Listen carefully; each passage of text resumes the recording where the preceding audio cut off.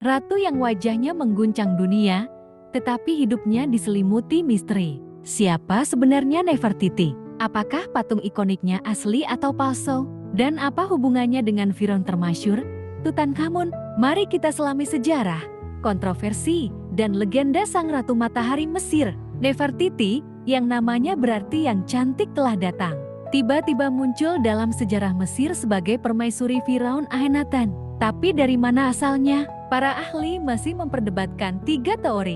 Pertama, putri penasihat kerajaan bernama kedua, putri diplomatik dari kerajaan Mitanni, ketiga, kerabat darah Akhenaten sendiri. Sayangnya, tidak ada prasasti yang secara jelas mengungkap orang tuanya. Satu hal pasti, dia adalah wanita paling berpengaruh di istana Amarna. Bersama Akhenaten, Nefertiti memimpin revolusi agama terbesar Mesir, meninggalkan dewa-dewa tradisional untuk menyembah Iten, dewa matahari. Dalam seni Amarna, Nefertiti digambarkan setara dengan Firaun memukul musuh dan menerima berkat. Eten, kota baru Akhenaten, dibangun sebagai surya pemujaan.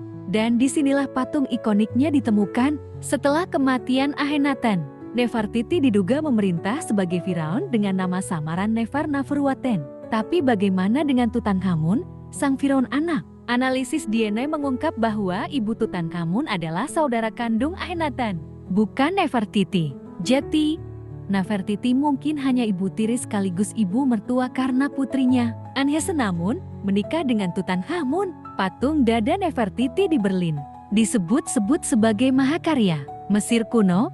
Tapi benarkah itu asli? Pencetus teori palsu.